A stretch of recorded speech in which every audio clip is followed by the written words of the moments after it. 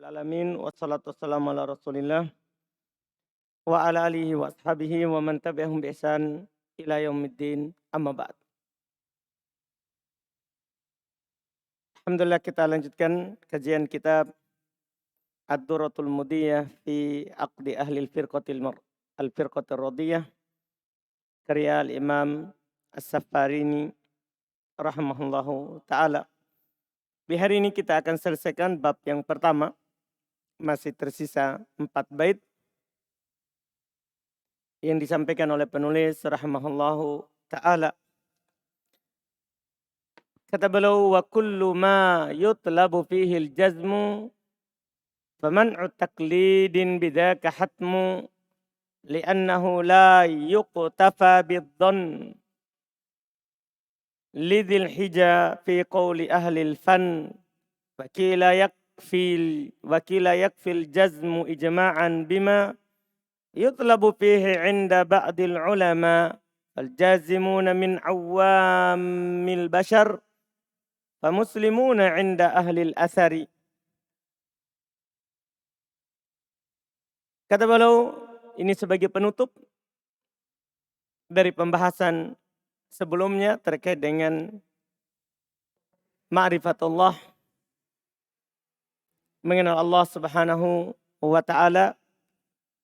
Kata beliau, wa kullu ma yutlabu fihil jazmu, setiap perkara yang dituntut padanya al-jazmu, keyakinan yang harus diyakini, atau dalam pembahasan lain, dalam kata lain mereka katakan adalah pembahasan akidah. Faman utaklidin bidak hatmun. Maka tidak bolehnya taklid dalam hal itu adalah wajib. Ini masalah beliau sampaikan, yaitu apakah boleh taklid pada masalah yang ilmu yakin, masalah akidah misalnya, atau masalah yang diketahui secara darurat harus diketahui di dalam agama, atau tidak boleh taklid. Kan dalam masalah fikih kan boleh taklid bagi orang yang tidak mampu mencari dalil. Boleh dia bertanya kepada orang yang ahli, kemudian dia jawab tanpa dia sebutkan dalilnya, boleh diikuti. Kalau ini perkara yang dituntut untuk jazm, yakin dengan pasti harus, apakah boleh taklid? Itu pertanyaannya. Penulis katakan pada bait yang pertama ini, bait 54, semua perkara yang harus diyakini tidak boleh taklid. Belum bilang, artinya seorang harus tahu dengan dalil. Tidak boleh taklid. Dia harus tahu dengan dalilnya. Dengan dalilnya. Ini pendapat yang pertama. Kenapa? Alasan beliau adalah li'annahu la yuktafa bidzon. Karena namanya perkara keyakinan tidak cukup dengan sangkaan. Karena ketika kita membahas bolehnya taklid, berarti dia beramal dengan dzon, sangkaan kuatnya pendapat si alim itu benar. Paham kan? Walaupun tidak diketahui apanya? Dalilnya. Karena masalah akidah katanya tidak cukup dengan dzon. Tidak cukup dengan sangkaan. 50 ke atas. Lidil hija. Bagi orang-orang yang memiliki hija. Akal. Lidi bagi orang, bagi pemilik akal. Fi qawli ahlil fan. Ini berdasarkan pendapatnya ahlil fan. Ya, ahli dalam bidang ilmu ini. Ahli dalam bidang ilmu ini. Artinya ini pendapat pertama. Ini pendapat yang pertama. Apakah wajib orang mengetahui perkara akidah itu tahu dengan dalil? Kata beliau, harus tahu dengan dalil. Tidak boleh taklid. Tidak boleh apa? Taklid. Jadi masalah-masalah yang telah lewat uraiannya. Misalnya pembahasan yang disepakati itu. Masalah sifat-sifat Allah Subhanahu wa taala. Orang harus tahu dalilnya. Tidak cukup hanya mendengar ucapan kemudian dia yakini. Harus dia tahu dalilnya. Misalnya Allah Subhanahu wa taala memiliki sifat-sifat yang sempurna, nama-nama yang indah. Dia harus tahu apa dalilnya dari nama-nama itu. Apa dalil dari sifat-sifat itu. Harus dia tahu begitu. Paham pembahasan ini? Tidak boleh taklid. Tidak boleh taklid. Ini pendapat pertama. Wakila dan dikatakan maksudnya pendapat kedua. Yakfil jazmu ijma'an bima yutlabu fihi inda ba'dil ulama. Cukup jazm, cukup dia yakini. Yang dikatakan cukup dia yakini.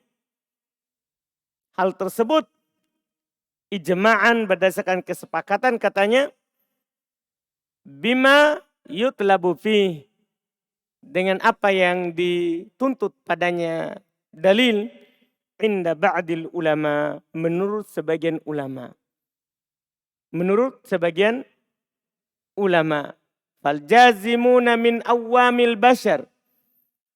Orang-orang yang yakin saja walaupun dia tidak mencari dan mengetahui dalilnya di sisi orang-orang awam dari kalangan manusia, fa muslimun inda ahlil asar, maka mereka adalah muslim menurut ahlil asar. Kalau tadi ahlil fan, kalau ini ahlil asar. Menurut ahlil asar maksudnya ahli al-hadis. Iya. Artinya ini pendapat kedua ini tidak dituntut dia harus mengetahui apa? Dalilnya. Tidak dituntut harus mengetahui dalilnya. Sekarang dari dua pendapat ini, iya, mana yang kuat? Iya.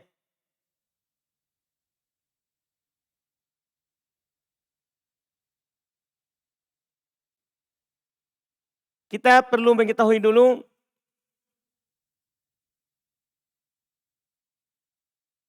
apa penjelasan secara umum dari dua bait syair tadi itu. Ada penjelasan yang sangat bagus sekali dari Syekh Ibnu Utsaimin terkait dengan bait yang pertama, baru sebentar beliau akan kuatkan. Terkait dengan bait pertama yaitu kullu ma yutlabu fihil jazmu faman utaqlidin bidzaka hatmu. Kata Syekh Ibnu Utsaimin, makna secara global bait ini yakni yajibu ayyajtahidal insan fi ma yutlabu fihil jazmu, wajib seorang itu untuk bersungguh-sungguh pada apa yang dituntut baginya untuk berkeyakinan. Wajib padanya dia bersungguh-sungguh untuk mencari dalil. Wa 'ala dzalika fa kullu syai'in.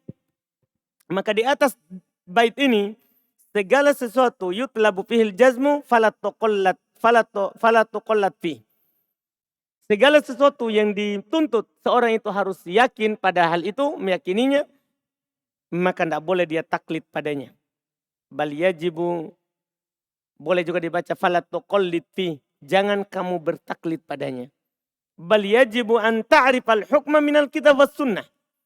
Ini keharusan dari bait pertama. Bahkan wajib kamu mengetahui hukum dari Al-Quran dan Sunnah. Ini maksudnya bait yang pertama.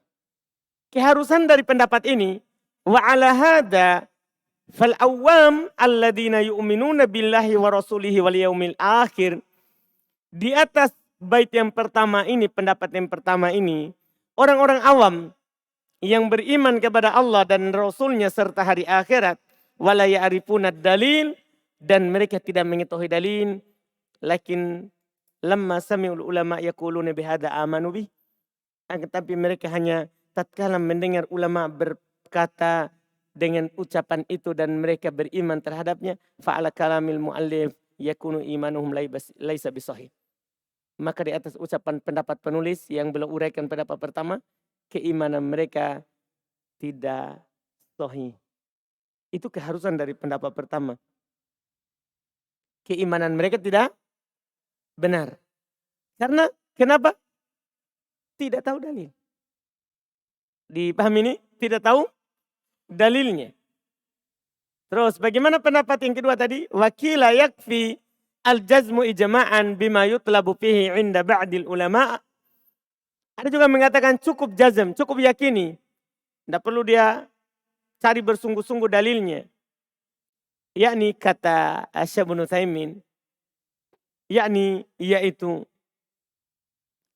qala ba'dul ulama rahimahumullah, berkata sebagian ulama rahimahumullah, bal yasihhu taqlidu fima yutlabu fihil jazm. Bahkan boleh taklid. Sebagaimana boleh taklid di masalah fikih, boleh taklid juga di masalah apa? Yang dituntut padanya keyakinan. Masalah akidah. Iya. Terus kata Syekh Ibnu Utsaimin, wa hadzal qaulu huwa rajih. Pendapat ini yang kuat. Pendapat ini yang kuat. Iya. Pendapat ini yang kuat.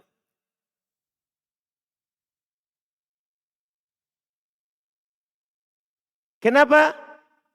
Belum berkata fal masail al-ilmiyah kal wudu was-shalah waz-zakah was-siyam wal-hajj. Wakadzalik, karena masalah-masalah ilmiah seperti wudu, salat, zakat, puasa, haji dan selain itu, yajuzu fihi taklid bil ittifaq. Boleh padanya taklid berdasarkan apa? Kesepakatan. Kalau ada orang menjelaskan wudu sama kita, dia tidak sebutkan dalilnya, dia cuma gambarkan bahwa ini adalah wudu Nabi SAW. Boleh kita taklid. Salat, boleh kita taklid. Haji, puasa, boleh kita apa? Taklid. Zakat, orang hanya mengatakan wajib zakat pada ini dan itu, nisabnya sekian, haulnya sampai sekian, boleh kita langsung ikut tanpa kita tahu dalil. Ini boleh taklid ittifaq. Boleh. Iya. Kenapa? Dan belum katakan wala yumkinu ayyal zamal insan an-nasa bil ijtihad fi hada. Tidak mungkin kita memaksa orang untuk bersungguh-sungguh cari dalil dalam masalah ini. Tidak mungkin. Kenapa? Li'anna al-ijtihad fi hada sa'bun. Karena berijtihad dalam masalah ini susah. Kenapa bisa? Wal ammah la yumkinu ay yaqra'u kutubal fiqh. Orang-orang awam tidak mungkin dia baca kitab fikih. Dia mendengar orang menjelaskan, dia yakini, kan itu sudah cukup. Paham kan? Tidak mungkin dia, oh kamu harus cari dalil ya. Tidak mungkin dia bisa baca apa? Kutub buku-buku fikih, dia baca semua buku-buku akidah misalnya. Tidak cukup dia sampaikan oleh seorang alim, maka dia sudah cukup. Dia sudah cukup. Ini yang disebutkan oleh Syekh Ibnu Utsaimin rahimahullahu ta'ala. Ya, dan beliau katakan sebagaimana yang antum dengar bahwa ini adalah pendapat yang sahih. Sekarang tinggal kita cari tahu kenapa Syekh Ibnu Utsaimin rahimahullahu ta'ala sahihkan. Apa dalilnya? Apa dalilnya? Kata beliau ketika belum menjelaskan wahadal qaulu huwa sahih. Pendapat inilah yang benar. Wad-dalilu ala dzalika anna Allah ahala ala su'ali ahli al-ilmi fi mas'alatin min masailid din allati yajibul jazmu fiha. Masya Allah. Dalilnya adalah Allah Subhanahu wa ta'ala memberikan anjuran untuk bertanya ahli ilm di dalam masalah dari masalah-masalah agama yang wajib kita yakini. Wajib kita yakini. Misal firman Allah Ta'ala, wa ma arsalna qablaka illa rijalan nuhi ilaihim. Tidaklah kami mengutus sebelummu kecuali para laki-laki yang kami wahyukan kepada mereka. Fas'alu ahlad dzikri in kuntum la ta'lamun. Tanya kepada orang yang tahu kalau kalian tidak tahu. Dibilang tanya. Kan disuruh tanya. Berarti kan cukup bertanya saja kepadanya. Kalau dia jawab, maka kita langsung apa? Amalkan, itu boleh. Itu dibolehkan. Demikian pula firman Allah Subhanahu wa taala, "Fa in kuntum fi syakkin mimma anzalna ilaik fas'alil ladzina yaqra'unal kitaba min qablik." Lihat. Ini juga ayat. Kalau kamu ragu terhadap apa yang kami turunkan kepadamu, maka bertanyalah kepada orang-orang yang membaca kitab sebelummu. Jadi tidak disuruh baca kau kitab.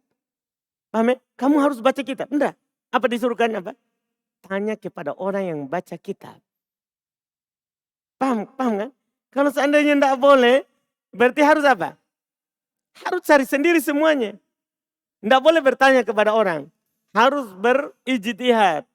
Mencari sendiri. Dan ini susah sebagaimana yang dikatakan oleh Asy-Syaikh Ibnu Utsaimin rahimahullahu ta'ala. Kemudian kata beliau, "Tsumma," kemudian, "Inna law alzamnal ammi." Kemudian sesungguhnya kalau kita memaksa orang awam, mengharuskan orang awam bitarkit taklid, untuk tidak boleh taklid. Orang awam ini. Kalau orang berilmu bisa mencari, tidak boleh memang taklid. Dalam pembahasan usul fikih, orang yang bisa mencari, tidak boleh taklid. Paham ini? Tidak boleh apa? Taklid. Tapi ini orang awam, kita berbicara orang awam.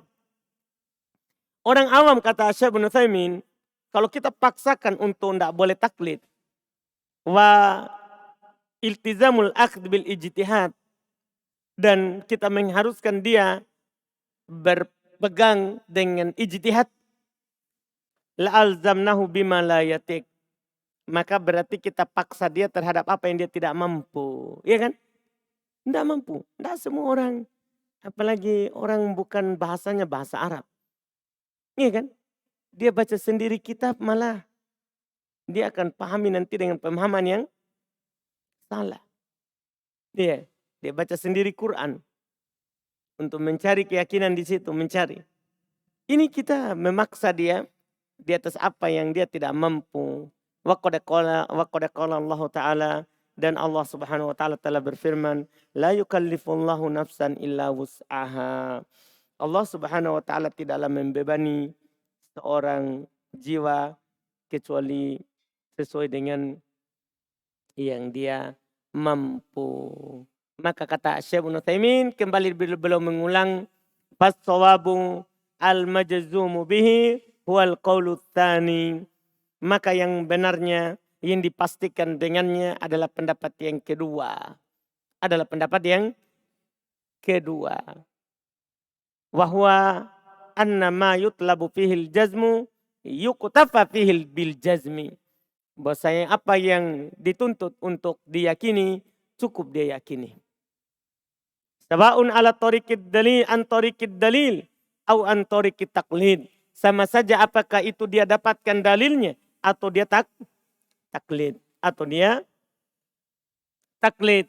Ini kata Syekh Ibnu Utsaimin. Kemudian juga ya kata beliau tadi, fa muslimun yakni fahum muslimun wa in kanu lam ya'khudhu ma yutlabu fihil jazmu an tariqil ijtihad. Maka mereka muslim walaupun mereka tidak mengambil dengan ijtihad. Ya, terus kata beliau tadi, inda ahlil athar, maksudnya waqafa bi ahlil athari qudwah. Ya cukup orang yang berpegang dengan dalil sebagai contoh. Yang dijadikan contoh itu adalah orang yang memiliki dalil. Ya, yang fa'ahlul athar yarawna annahu yajuzu taqlid.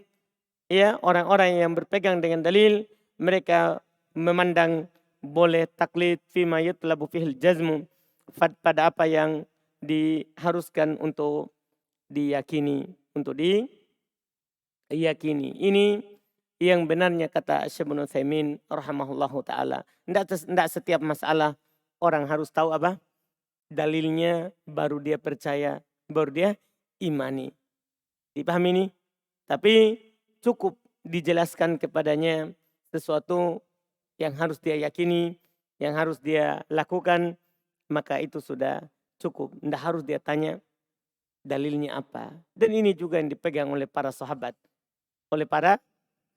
Mereka ketika mendengar bahwa Rasulullah telah diturunkan ini misalnya, mereka tidak tanya apa ayatnya. Misalnya seperti kisah ahli Quba yang bergeser langsung dari kiblatnya.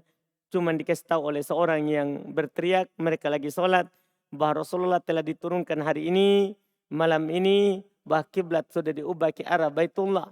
Langsung mereka berpindah. Tanpa bertanya dulu. Apa dalilnya kalau itu sudah dipindah? Paham kan? Ini namanya cukup dia dengar dari orang yang terpercaya. Walaupun kita katakan kalau dia tahu dalilnya tentunya itu lebih bagus. Dia tahu dalilnya itu lebih bagus dan lebih kuat lagi. Apalagi kalau itu kita lakukan berarti kita keluar dari silang pendapat. Kan ada dua pendapat. Pendapat pertama harus dalil. Pendapat kedua boleh hanya mendengar saja. Dia bertanya kepada orang, orang itu bilang tidak boleh itu dilakukan. Kemudian diyakini, oh itu tidak boleh. Itu tidak boleh. Misalnya dia bertanya, apa hukum ya bernadar untuk kuburan sana? Dikasih tahu oleh si alim itu, dia bilang haram, tidak boleh. Ya, bernadar untuk kuburan. Itu yang dia pegang sebagai orang awam. Dia tidak tahu apa dalilnya. Apa dalilnya? Maka itu sudah cukup. Tapi kalau disampaikan dalilnya, maka itu lebih bagus, lebih kuat. Karena mengetahui segala sesuatu dengan dalilnya itu lebih bagus daripada mengetahui segala sesuatu tanpa dalil. Lebih bagus daripada mengetahui segala sesuatu tanpa dalil. Paham kan? Lihat ketika Syekh Muhammad bin Abdul Wahab rahimallahu ta'ala di Salasatul Usul kan. Ketika beliau mengatakan i'lam rahimakallah yajibu alaika an ta'rifu salas masain. Ketika dikatakan wajib bagi kamu untuk mengetahui beberapa masalah. Beliau katakan di akhir adalah bil adillah. Iya. Beliau katakan adalah dengan dalilnya. Dengan dalilnya. Itu pada dasarnya. Kita mengetahui segala sesuatu itu dengan apa? Dalil. Dengan dalil. Ketika beliau katakan ma'rifatullah. Mengetahui mengenal Allah. Mengenal Islam. Mengenal Nabi. Beliau sebutkan semuanya dengan dalil. Itu lebih bagus. Itu lebih bagus. Minimal kita dengar dalilnya. Apa dalil dari itu yang kenapa harus kita yakini? Kalau itu kan lebih sempurna dan lebih bagus dan keluar dari silang pendapat tadi itu. Tapi bagi orang yang tidak mampu mencari dalil. Bagi orang yang tidak mampu mencari dalil. Karena sebagian orang kalau kita sebutkan dalilnya malah tidak paham. Kadang seperti itu. Tapi kalau kita langsung jelaskan saja, malah dia akan lebih paham. Maka dia akan lebih paham. Yang kita jelaskan itu ya ada dalilnya. Cuman kita bahasakan sama dia.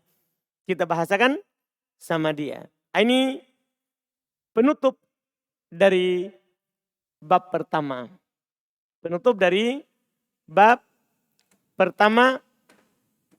Yang disampaikan oleh penulis rahimahullahu ta'ala. Dalam bab pertama ini alhamdulillah bab ma'rifatullah kita telah menyelesaikan 3 pasal dan semuanya tentang Allah Subhanahu wa ta'ala. Berikutnya lagi itu bab kedua, kita akan masuk dalam pembahasan fil af'al al-makhluqah, tentang perbuatan makhluk. Akan berbicara tentang fasal tentang rezeki misalnya dan yang lainnya. Bab 2 ini pendek.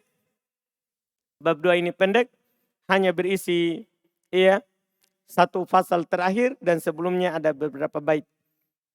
Pendek saja insyaallah, kita ambil mulai pertemuan besok. Bab 2. Setelah itu nanti bab 3 berbicara tentang masalah keimanan dan yang terkait dengannya. Itu lagi yang agak panjang. Insyaallah ta'ala kita ambil di pertemuan besok. Alhamdulillah.